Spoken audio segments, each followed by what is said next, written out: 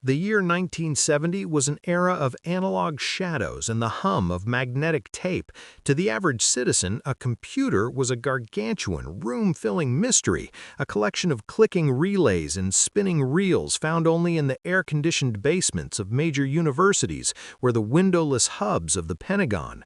These machines were fast, but they were fragile. They struggled with complex arithmetic and required teams of technicians in white lab coats just to perform tasks we now entrust to a digital wristwatch.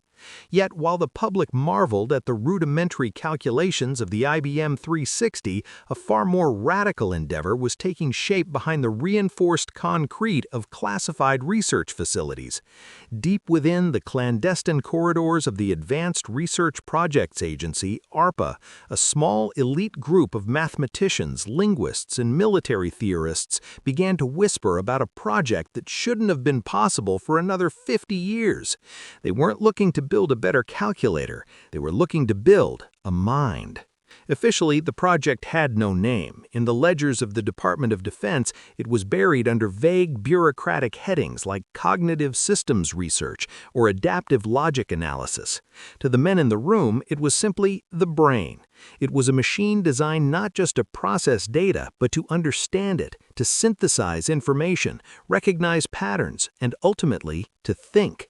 In an age before the internet, before the silicon chip had even reached its adolescence, these pioneers were attempting to ignite the spark of artificial intelligence. If you were to ask the engineers of the era why they were attempting such a monumental feat, they wouldn't speak of science fiction dreams or the utopian promises of a digital future. They wouldn't mention Isaac Asimov or Arthur Clarke. The motivation for the 1970 AI project was far more grounded and far more grim. It was a project born from the cold, hard soil of existential dread. By 1970, the Cold War had reached a terrifying equilibrium. The United States and the Soviet Union sat atop thousands of nuclear warheads, each side possessing enough firepower to scour the surface of the Earth several times over. But this equilibrium was precarious. As missile technology advanced, the decision window, the amount of time a leader had to react to a perceived launch, began to shrink from hours to mere minutes. Military planners at the highest levels were gripped by a singular, paralyzing fear: the human factor. They realized that in a nuclear exchange, the sheer volume of data would be overwhelming. A general would have to interpret radar signatures, satellite feeds, communications from foreign embassies, and the status of their own silos all at once. Human reaction time was quite simply becoming a liability. In the high-stakes game of mutual assured destruction, a single hesitant breath or a moment of indecision from a human commander could mean the end of Western civilization. They needed something that didn't panic. They needed something that didn't tire, didn't second-guess itself, and didn't suffer from the moral weight of a billion lives. They needed a machine that could fight a war at the speed of light, faster than generals, faster than pilots, faster than humans. To the modern observer, the concept of artificial intelligence is inseparable from the digital cloud, neural networks, and massive data sets. But in 1970, the tools available to these secret researchers were almost primitive. They couldn't rely on the vast computing power of the 21st century. Instead, they had to build a brain out of raw logic, physical wiring, and rigid military doctrine. This early ancestor of AI was a strange hybrid beast. It was built upon a foundation of probabilistic logic, the mathematical science of predicting outcomes based on incomplete information. It was essentially a machine that lived in the world of what if.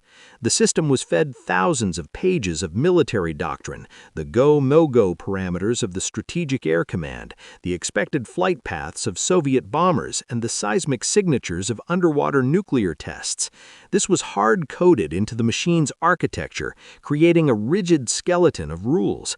Then this skeleton was connected to real-time sensor inputs, direct feeds from the early warning radar systems in Alaska and the Greenland-Iceland-UK gap.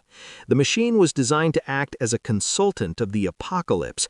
Its purpose was simple and terrifying: to watch the world's sensors, analyze the flow of global conflict, and recommend a course of action ranging from diplomatic inquiry to full-scale retaliation in a fraction of a second. It wasn't a learning machine in the way we think of ChatGPT today. It didn't read the internet. Instead, it was a massive electronic mirror of the military mind, a machine that distilled the collective knowledge of the Pentagon into a series of voltages and logic gates.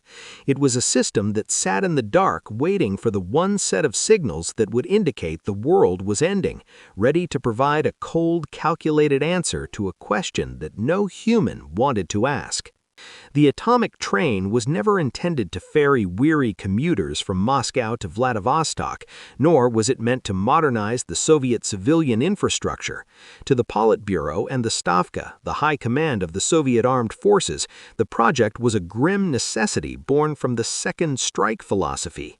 In the paranoid atmosphere of the mid-1980s, Soviet leadership became obsessed with the concept of survivability, the ability of the state to maintain a functioning nervous system after its heart had been incinerated by Western Minuteman missiles.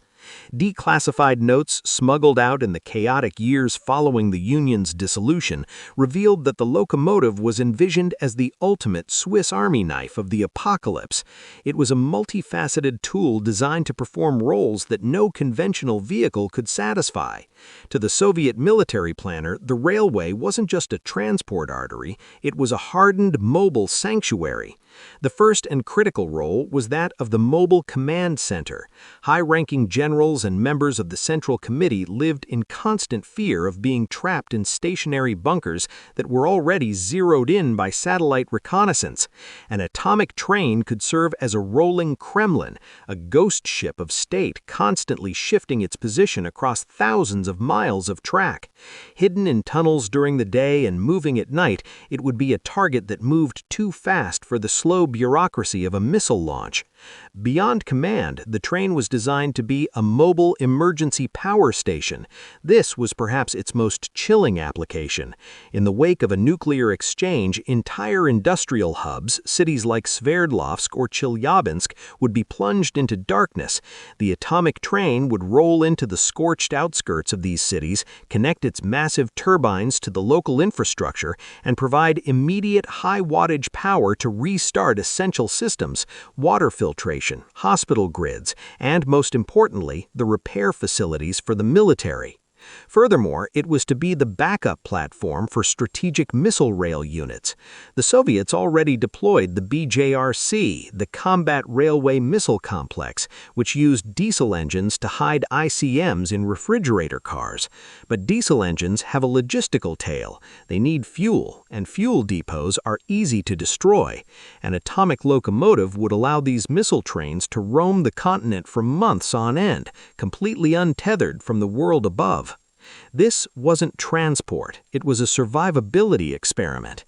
The Soviet planners weren't trying to build a better train, they were trying to build a piece of the Soviet Union that could outlive the Soviet Union itself. It was an insurance policy written in enriched uranium and cold-rolled steel. As the project moved from the theoretical halls of the Kurchatov Institute to the actual assembly bays of the Kolomna Locomotive Works, the laws of physics began to push back with a vengeance. The engineering challenges weren't just hurdles, they were existential threats to the project's viability that no amount of Soviet willpower could overcome. The primary nightmare was weight and shielding. A nuclear reactor is, by its nature, a source of lethal radiation. To keep a crew alive in the adjacent carriages, the reactor car required an immense amount of shielding. Lead plates, high-density polyethylene, and reinforced concrete were layered onto the chassis. This made the train absurdly heavy, nearly 3 times the weight of a standard locomotive. This weight led directly to the second crisis: track stress. The Soviet rail network was a marvel of coverage, but it was built on aging sleepers and standard-grade steel. When the prototype atomic train moved, it didn't just ride on the tracks, it crushed them. The pressure on the wheel sets was so extreme that it exceeded the load-bearing capacity of the ballast beneath.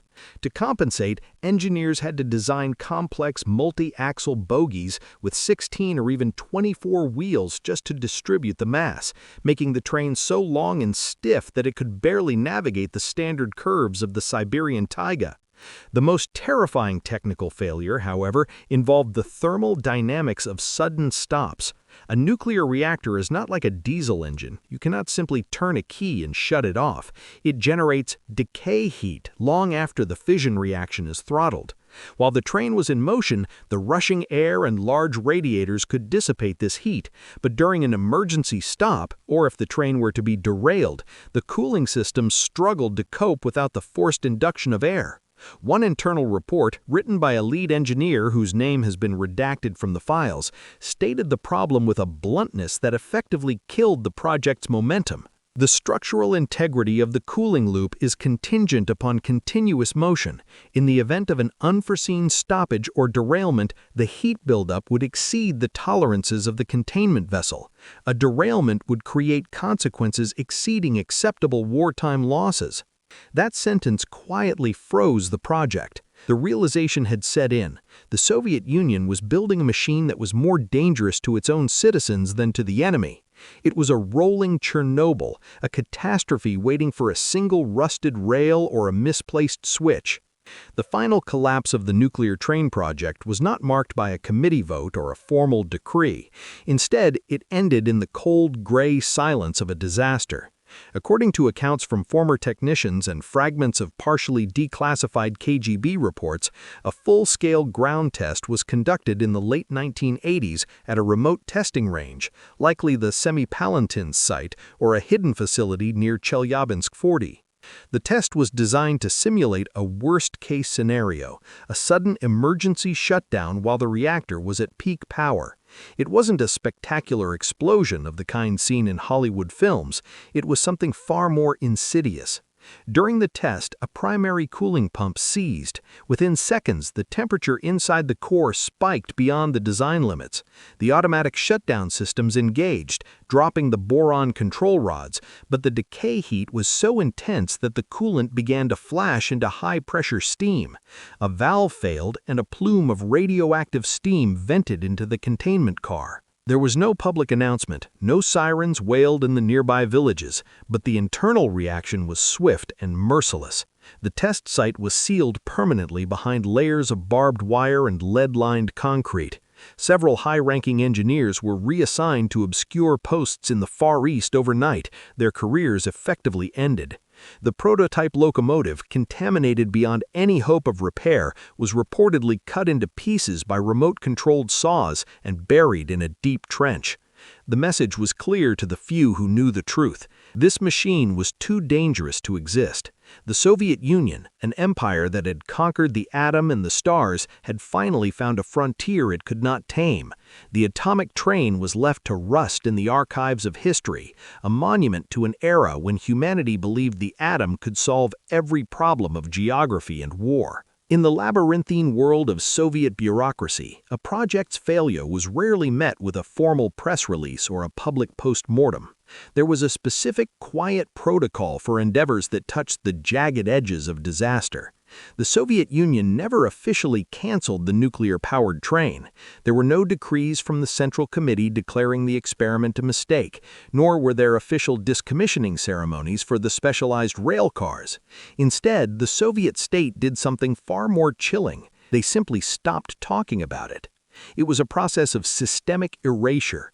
Almost overnight, the design bureaus that had hummed with the energy of hundreds of engineers were dissolved. The specialists, those who hadn't been reassigned to the closed cities of the interior, were scattered across different unrelated ministries, forbidden from discussing their previous work under the threat of treason. The very name of the project, Project 030, vanished from the active archives of the Ministry of Railways. This vanishing act followed a classic Soviet logic. If a project was a mere fantasy, you could laugh it off as propaganda. But if a project was real enough to pose a threat to the state's own stability, it had to be buried so deep that even the memory of it was a crime. By scattering the files across various departments, hiding reactor blueprints in naval archives and chassis designs in civilian rail folders, they ensured that no single individual could ever piece the monster back together.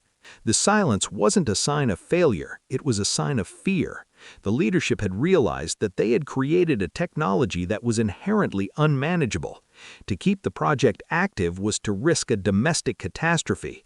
To admit its existence was to show a weakness in their scientific infallibility.